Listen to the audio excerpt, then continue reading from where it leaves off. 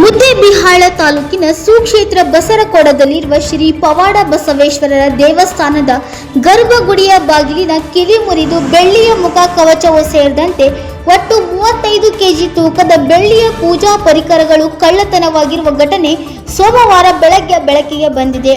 ರವಿವಾರ ಮಧ್ಯರಾತ್ರಿ 12 ಗಂಟೆಯಿಂದ ಬೆಳಗ್ಗೆ 3 ಗಂಟೆಯೊಳಗೆ ಈ ಕೃತ್ಯ ನಡೆದಿದೆ ಎಂದು ದೇವಸ್ಥಾನ ಕಮಿಟಿ ಅಧ್ಯಕ್ಷರು ತಿಳಿಸಿದ್ದಾರೆ. ಶ್ರೀ ಪವಾಡ ಬಸವೇಶ್ವರರ ಬೆಳ್ಳಿಯ ಮುಖ ಕವಚ ಒಂದೇ 30 ಮತ್ತು 32 ಕೆಜಿ ತೂಕದ್ದಾಗಿದೆ. ಒಟ್ಟಾರೆ ಎಲ್ಲ ಸೇರಿ ಮಾರುಕಟ್ಟೆ ಮೌಲ್ಯ ಅಂದಾಜು ಕೋಟಿ ರೂಪಾಯಿಗಳಾಗಬಹುದು ಎಂದು ಮೂಲಗಳು ತಿಳಿಸಿವೆ. ಸ್ಥಳಕ್ಕೆ ಬಸವನ ಬಾಗೇವಾಡಿ ಡಿಎಸ್ಪಿ ಚಂದ್ರಕಾಂತ ನಂದರೆಡ್ಡಿ, ಮುದ್ದೇಬಿಹಾಳ ಸಿಪಿಐ ಮೆಹಬೂಬ್ ಫಸೀವುದ್ದೀನ್, ಪಿಎಸ್ಐಗಳಾದ ಸಂಜಯ್ ತಿಪ್ಪರೆಡ್ಡಿ, ಆರ್ಎಸ್ ಬಂಗಿ ಮತ್ತು ಸಿಬ್ಬಂದಿ ಭೇಟಿ ನೀಡಿ ಪರಿಶೀಲನೆ ನಡೆಸಿದ್ದಾರೆ. ಜಿಲ್ಲಾ ಕೇಂದ್ರದಿಂದ ಶ್ವಾನದಳ ಬೆರಳಚ್ಚು ತಜ್ಞರು ಸ್ಥಳಕ್ಕೆ ಬಂದು ಅಗತ್ಯ ಮಾಹಿತಿ ಸಂಗ್ರಹಿಸಿದ್ದಾರೆ. ಈ ಕುರಿತು ಶ್ರೀ ಪವಾಡ ಬಸವೇಶ್ವರ ದೇವಸ್ಥಾನ ಕಮಿಟಿ ಅಧ್ಯಕ್ಷ ಕೆವೈ ಬಿರಾದರ್ ಅವರು ಮುದ್ದೇಬಿಹಾಳ ಪೊಲೀಸ್ ಠಾಣೆಯಲ್ಲಿ ಪ್ರಕರಣ ದಾಖಲಿಸಿದ್ದಾರೆ. ಬೆಳ್ಳಿಯ ಮುಖ ಕವಚವನ್ನು ಮಾಜಿ ಶಾಸಕ ಹಾಗೂ ಬಿಜೆಪಿ ರೈತ ಮೋರ್ಚಾ ರಾಜ್ಯಾಧ್ಯಕ್ಷರಾದ ಎಎಸ್ ಪಾಟೀಲ್ ನಡಹಳ್ಳಿ ಅವರ ಹರಕೆ ತೀರಿಸುವುದಕ್ಕಾಗಿ ಈಗ ಕಳ್ಳತನವಾಗಿರುವುದು ಸೇರಿದಂತೆ ಒಟ್ಟು 55 ಕೆಜಿ ತೂಕದ 2 ಬೆಳ್ಳಿಯ ಮೂರ್ತಿಗಳನ್ನು ಪವಾಡ ಬಸವೇಶ್ವರ ಹಾಗೂ ಗೋನಾಳ ಶರಣರ ಮೂರ್ತಿಗಳು 2013 ಮತ್ತು 2014ರಲ್ಲಿ ದೇವಸ್ಥಾನಕ್ಕೆ ನೀಡಿದ್ದರು. ಮಾಜಿ ಪ್ರಧಾನಿ ದೇವೇಗೌಡರು ಮೂರ್ತಿ ಅಪಹರಣ ಕಾರ್ಯಕ್ರಮಕ್ಕೆ ಮುಖ್ಯ ಅತಿಥಿಯಾಗಿ ಆಗಮಿಸಿ ಪಾಲ್ಗೊಂಡಿದ್ದರು. ದೇವಸ್ಥಾನವು ಸಾಧು ಸಂತರ ವಾಸ ಸ್ಥಳವಾಗಿದೆ. ರಾತ್ರಿ ಅವರು ದೇವಸ್ಥಾನದ ಆವರಣದಲ್ಲೇ ಮಲಗುತ್ತಾರೆ. ಆದರೂ ಈ ಕಳ್ಳತನ ನಡೆದಿರುವುದು ಅಚ್ಚರಿ ಮೂಡಿಸಿದೆ. ಈ ಘಟನೆ ಲಕ್ಷಾಂತರ ಭಕ್ತರ ಆತಂಕಕ್ಕೆ ಕಾರಣವಾಗಿದೆ. ದೇವಸ್ಥಾನದ ಸಿಸಿ ಕ್ಯಾಮೆರಾ ವ್ಯವಸ್ಥೆ ಬಂದ್ ಆಗಿರುವುದು ಸಂಶಯ ಕಾರಣವಾಗಿದೆ. ಕಳ್ಳತನ ಮಾಹಿತಿ ತಿಳಿಯುತ್ತಿದ್ದಂತೆಯೇ ಸಾವಿರಾರು ಭಕ್ತರು ದೇವಸ್ಥಾನಕ್ಕೆ ಆಗಮಿಸಿ ಘಟನೆ ವಿಷಾದ ವ್ಯಕ್ತಪಡಿಸುತ್ತಿರುವುದು ಕಂಡುಬಂತು. ವಿಷಯ ತಿಳಿದು ಶಾಸಕ ಕರ್ನಾಟಕ ಸಾಬೂನು ಮತ್ತು ಮಾರ್ಜಕ ನಿಗಮ ಅಧ್ಯಕ್ಷ ಸಿಎಸ್ ನಾಡಗೌಡ ಅವರು ದೇವಸ್ಥಾನಕ್ಕೆ ಭೇಟಿ ನೀಡಿ ಮಾಹಿತಿ ಪಡೆದುಕೊಂಡರು. ಆದಷ್ಟು ಬೇಗ ಕಳ್ಳರನ್ನು ಪತ್ತೆ ಹಚ್ಚಿ ಮೂರ್ತಿಯನ್ನು ಮರಳಿ ಸ್ವಸ್ಥಾನದಲ್ಲಿ ಪ್ರತಿಷ್ಠಾಪಿಸಲು ನೆರವಾಗುವಂತೆ ಪೊಲೀಸರಿಗೆ ಸೂಚನೆ ನೀಡಿದರು. ಬೆಳ್ಳಿ ಮೂರ್ತಿ ಕಳ್ಳತನವಾಗಿರುವುದು ಆಶ್ಚರ್ಯ ಮೂಡಿಸಿದೆ. ಬೆಳ್ಳಿಯ ಬೆಲೆ ಗಗನಕ್ಕೇರಿರುವುದು ಕಳ್ಳತನಕ್ಕೆ ಪ್ರೇರಣೆ ನೀಡಿರಬಹುದು. ಇದರಲ್ಲಿ ಯಾರ ಕೈವಾಡವಿದೆ ಎನ್ನುವುದು ಪತ್ತೆ ಹಚ್ಚಿ ಮೂರ್ತಿ ಮರಳಿ ದೇವಸ್ಥಾನಕ್ಕೆ ತಲುಪುವಂತೆ ತನಿಖೆ ನಡೆಸಲು ಜಿಲ್ಲಾ ಎಸ್ಪಿ ಅವರಲ್ಲಿ ಮನವಿ ಮಾಡಿದ್ದೇನೆ. ಭಕ್ತರು ಆತಂಕ ಪಡಬಾರದು. ಎಎಸ್ ಪಾಟೀಲ್ ನಡಹಳ್ಳಿ, ರಾಜ್ಯಾಧ್ಯಕ್ಷರು ಬಿಜೆಪಿ ರೈತ ಮೋರ್ಚಾ, ವರದಿ Shivraj S Hugar. Bureau report NKS TV4 Shivraj S Hoogar.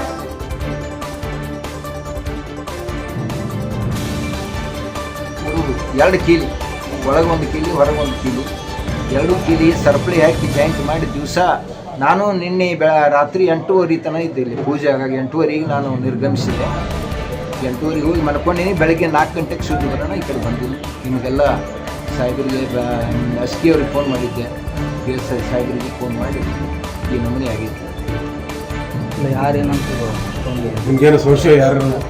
ಸಂಶಯ ಯಾರು ಅನ್ನೋಕ್ಕೇನು? ಇದು ದೇವಸ್ಥಾನದ ಸಾರ್ವಜನಿಕ ಇದು. ದಿನ 106 ಮಂದಿ ಬರ್ತಾರೆ. ಪ್ರಸಾದ ವ್ಯವಸ್ಥೆ ಐತಿ. ದಿವಸ ಪ್ರಸಾದ ಮಾಡ್ತಾರೆ, ಹೋಗ್ತಾರೆ, ಎಲ್ಲರೂ ಬರ್ತಾರೆ. ಇವತ್ತು 1000 ಮಂದಿ ಬಂದಾರೆ. ಇವತ್ತು ಸೋಮವಾರ ಭಯಂಕರ ಮಂದಿ ಮಂದಿ ಇರ್ತಾರೆ. ಸಂಶಯ ಅನ್ನೋದು ಏನಿಲ್ಲ. ನಮ್ಮ ಲೆಕ್ಕ ಅಂತಂದರೆ 3 ಲೆಕ್ಕಲೇನು ಕೆಲವೊಬ್ಬರು ಸಾಧುರು, ಕೆಲವೊಬ್ರು ಒಳ್ಳೆಯವರು, ಕೆಲವೊಬ್ರು ಸಾಧುರು ಭಾಳ ಇದನ್ನು ಮಾಡಿ ನಡ್ಕೋತಾರೆ. ಯಾವುದೋ ಅವ್ರಿಗೆ ಇದು ಇಲ್ಲ, ಬರೀ ರೊಕ್ಕ ರೊಕ್ಕ ರೊಕ್ಕ ಬೇಕಾದಷ್ಟು ಕೊಟ್ಟರೆ ಅವ್ರು ಕೊಟ್ಟರು ಇದು ಇಲ್ಲ, ತೃಪ್ತಿ ಇಲ್ಲ, ಬರೀ ಕುಡಿಯೋದು ವಿಷಯ.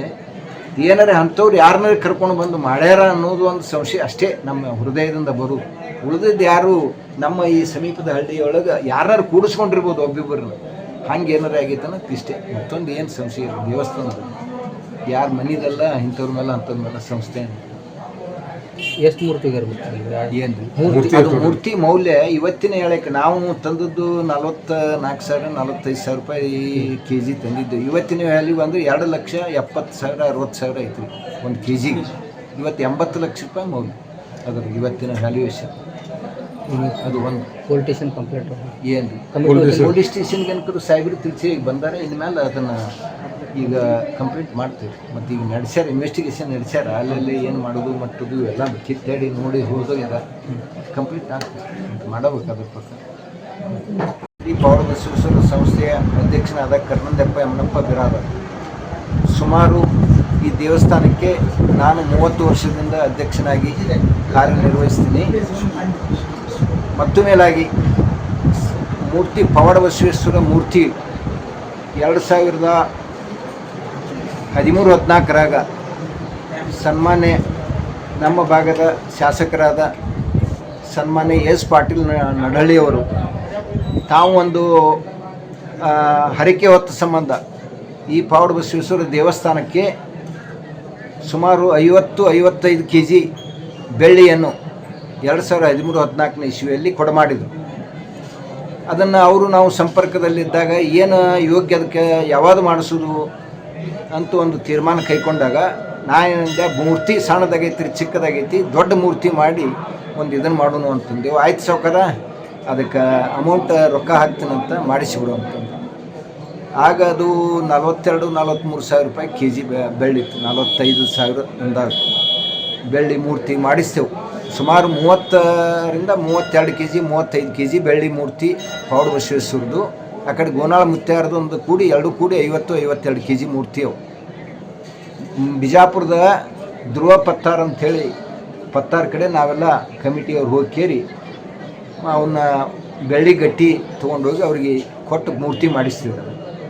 ಮುಂದೆ ಜುಲೈ 21ನೇ ತಾರೀಕು ಎಸ್ ಪಾಟೀಲ್ರ ಹುಟ್ಟುಹಬ್ಬ. ಇದು ನಾವು ಅವರು ಮಾತಾಡಿದ್ದು ಮೇ ತಿಂಗಳದಾಗ, ಮೇ ಅಥವಾ ಜೂನ್ ತಿಂಗಳದಾಗ ಮಾತಾಡಿದೆವು. ಮುಂದೆ ಜುಲೈ 21 ಅದನ್ನು ಮೂರ್ತಿ ಅನಾವರಣ ಮಾಡೋಣ ಸಾವ್ಕಾರ ಸನ್ಮಾನ್ಯ ದೇವೇಗೌಡರನ್ನ ಕುಮಾರಸ್ವಾಮಿ ಅವ್ರನ್ನ ಕರ್ಸೋಣ ಅಂತೇಳಿ ಒಂದು ತೀರ್ಮಾನ ಮಾಡಿ 21ನೇ ತಾರೀಕು ಕೊಡಬೇಕಂತೇಳಿ ನಾವು ಧ್ರುವ ಪತ್ತಾರ ಬಿಜಾಪುರದ ಪತ್ತಾರವ್ರಿಗೆ 21ನೇ ತಾರೀಕು ಜುಲೈ 21 ಕೊಡಬೇಕನ್ನ ಅವತ್ತು ತಕ್ಷಣ ಭಾಳ ಆದ್ರೆ ಒಂದು ಸವಾ ತಿಂಗಳು ಅಷ್ಟೇ ಟೈಮ್ ಉಳಿದು ಇಷ್ಟಾಗ ಮಾಡೋದು ಇದು ಆಗ್ತೈತಂದ ಇಲ್ಲ ಮಾಡಬೇಕು ಹೆಂಗಿದ್ರು ಅಂಥೇಳಿ ಅವಾಗ ಅದು KGಗೆ 10-12 ಸಾವಿರ ರೂಪಾಯಿ kg ಮಾಡಕ್ಕೆ ಕೊಟ್ಟಿಗೆ ಆ ಮೂರ್ತಿ ತಯಾರು ಮಾಡಿದೆ. ಜುಲೈ 21 ಬೆಳಗ್ಗಿನ ಜಾವ ಅಲ್ಲಿಂದ ಬಿಜಾಪುರದಿಂದ ತಂದೆಯೋದು ಎಸ್ ಪಾಟೀಲ್ರ ಮನೆಗೆ ತಂದಾಗ ಆ ಮೂರ್ತಿಗಳನ್ನು ತಂದು ಅಲ್ಲಿಂದ ಮುದ್ದೇಬಾಳಿಂದ ಅದನ್ನು ಮೆರವಣಿಗೆ ಮುಖಾಂತರ ನಮ್ಮ ಬಸರಕೋಟಕ್ಕೆ ಬಂದು ಬಸರಕೋಟದಾಗ 3-4 ದಿವಸ ಭವ್ಯವಾದ ಒಂದು ಜಾತ್ರೆನ ಏರ್ಪಡುತ್ತೆ ಆ ಮೂರ್ತಿ ಅನಾವರಣ ಮಾಡೋಕ್ಕೆ. ಸನ್ಮಾನ್ಯ ದೇವೇಗೌಡರು ಪ್ರಧಾನಮಂತ್ರಿಯಾದ ದೇವೇಗೌಡರು ಬಂದಿದ್ದರು. ಕುಮಾರಸ್ವಾಮಿಯವರು ಆಗಿನ ಚೀಫ್ ಮಿನಿಸ್ಟರ್ ಇದ್ದರು ಏನಿಲ್ಲ, ಅವರು ಕುಮಾರಸ್ವಾಮಿಯವರ ಸಮ್ಮುಖದಲ್ಲಿ ಆ ಮೂರ್ತಿ ಅನಾವರಣಗೊಂಡಿತ್ತು. ಸಾಕಷ್ಟು ಅದಕ್ಕೆ ಹೋಮ ಹವನ ಎಲ್ಲ ಮಾಡಿ ಭಾಳ ದೊಡ್ಡ ಒಂದು ಅದ್ಧೂರಿ ಕಾರ್ಯಕ್ರಮ ಇಡೀ ಊರಾಗ ಜಾತ್ರೆ ಸಮರ್ಪಣೆ ಮಾಡಿ ಆ ಮೂರ್ತಿ ಅನಾವರಣ ಮಾಡಿ ಅಲ್ಲಿ ಮೂರ್ತಿ ಪ್ರತಿಷ್ಠಾಪನೆ ಮಾಡಿದೆ. ಅವತ್ತಿಂದ ಇವತ್ತಿನವರೆಗೂ ನಿರಂತರವಾಗಿ ಆ ಮೂರ್ತಿ ದಿವಸ 3 ಹೊತ್ತು ಪೂಜೆಗೊಳ್ತತಿ. ಮತ್ತು ಮೇಲಾಗಿ ಇಲ್ಲೆಲ್ಲರೂ ದೇವಸ್ಥಾನದಾಗ ದಿನನಿತ್ಯ ರಾತ್ರಿ ಇಲ್ಲಿ ವಸ್ತಿನೂ 20-25 ಮಂದಿ ವಸ್ತಿ ಇರ್ತಾರೆ, ಸಾಧುಗಳು ಎಲ್ಲರೂ ವಸ್ತಿ ಇರ್ತಾರೆ. ಮತ್ತು ನಾವು ಮೇಲಾಗಿ CCTVಯನ್ನು ಏರ್ಪಡಿಸ್ತೇವೆ. ಅಲ್ಲಿಂದ CCTV ನಿರಂತರವಾಗಿ 27ನೇ ತಾರೀಕಿಂತಲೇ ಇವತ್ತು CCTV ಅದಾವ ಅಂದ್ರೆ ನಾವು ಯಾಕಂದ್ರೆ 4-5 ದಿನದಾಗ ಈ ಮಳೆ ಗದ್ದನಕ್ಕಾಗಿ ಏನೋ ಆಗೈತಿ ಮಿಸ್ಟೇಕ, ಅದನ್ನು ಈ 4 ದಿನದ ನೋಡಿಲ್ಲ 2 ದಿನದಾಗ. ಅದು 27ನೇ ತಾರೀಕೇನೋ ಇನ್ನು ಈಗ ಚೆಕ್ ಮಾಡ್ಲಿಕ್ಕಲ್ಲಿ 27ನೇ ತಾರೀಕು ಆ CCTV ಓಪನ್ ಆಗಿಲ್ಲ. 27ನೇ ತಾರೀಕಿಂದ ಬಂದಾಗೈತಿ. ಇವತ್ತು ರಾತ್ರಿ ಬೆಳಗಿನ ಜಾವ 4 ಗಂಟೆಗೆ ನಮ್ಗೆ ಶಂಕರಲಿಂಗ ಸಾಧು ಮಹಾರಾಜ್ ಸಾಧು ಮಹಾರಾಜರು ಫೋನ್ ಮಾಡಿದ್ರು. ಬೆಳಗ್ಗೆ ಫೋನ್ ಮಾಡಿದಾಗ ನನಗೆ ಆಶ್ಚರ್ಯ ಆಯ್ತು. ಗುಡಿಲಿಂದ ಯಾಕೆ ಫೋನ್ ಬಂತು, ಯಾರು ಸಾಧು ಮುಕ್ತಿಯಾರು ಏನಾರು ಮಾಡ್ಕೊಂಡ್ರು ಅನ್ನೋದು ಏನೋ ಒಂದು ಇರ್ತಾವ್ರಿ. ಹಂಗೆ ಏನಾರು ಆತ ಅನ್ನೋದು ನನಗೆ ಆಶ್ಚರ್ಯ ಆಗಿ ಫೋನ್ ಎತ್ತಿದಾಗ ಇಲ್ರಿ ಮೂರ್ತಿ ಯಾರೋ ದೊಡ್ಡ ಪವಾಡ ಮುಕ್ತಿಯ ಮೂರ್ತಿನ ಓದಾರ ಅಂತ. ಆ ಮೂರ್ತಿ ಓದಕ್ಕೆ ನನಗೂ ಕೈಕಾಲ ಬಳ ಅಂದು ಬಟ್ ಮಾತ ಇದು ಆಗಲಿಲ್ಲ. ಸಡನ್ಲಿ ಹಂಗೆ ಗುಡಿಗೆ ಬಂದು ಇನ್ನೂ ಕಸ ಹೊಡ್ಯಕ್ಕೆ ಬರ್ತಿರ್ತಾರೆ. ಅವ್ರು ಬಂದು ಹೇಳಿದ್ರೆ ಏನು ಅವ್ರ ಹೆಸರೇನು? ಅವ್ರ ಹೆಸರು ಗೊತ್ತಿಲ್ಲ ರೀ. ನಾನು ಸಂಡಾಸ್ಕೊಂಡಿದ್ದೆ. ಅವ್ರು ಕರೆದ್ರು, ಬಾಗ್ಲ ತೆರೆದೈತಿ ಮೂರ್ತಿ ಇಲ್ಲ ಅಂತಂದ್ರೆ ಬಂದು ನಾನು ಮೂರ್ತಿ ನೋಡೋದಕ್ಕೆ ಇದ್ದಿತ್ತಲ್ಲ ಅಲ್ಲಿ ಕೆಲಸ ಮಾಡೋರು ನಾಗೋರಿಗೆ ಫೋನ್ ಹಚ್ಚಿದ್ರಿ.